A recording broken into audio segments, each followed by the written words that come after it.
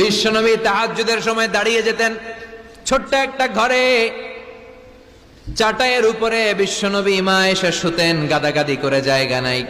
মাঝরাতে বিশ্বনবী তাহাজ্জুদের জন্য দাঁড়াতেন, আল্লাহু আকবার বলে দাঁড়িয়ে যেতেন, নামাজ শুরু করে দিতেন।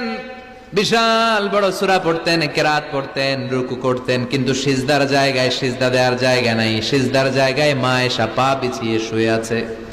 বুখারীর বর্ণনা, বিশ্বনবী সিজদায় যে হাত দিয়ে মা এসার পায়ের মধ্যে চিমটি কাটতেন, মা এসা বুঝতে পারতেন বিশ্বনবী এখন সিজদায় যাবে। সুবহানাল্লাহ পড়েন। মা এসা বুঝতে পেরে পা দুইটা সরিয়ে নিতেন, বিশ্বনবী সিজদা দিতেন। সিজদা দিয়ে বিশ্বনবী যখন আবার দাঁড়িয়ে যেতেন, মা আয়েশা পা বিছিয়ে আবার শুয়ে পড়তেন।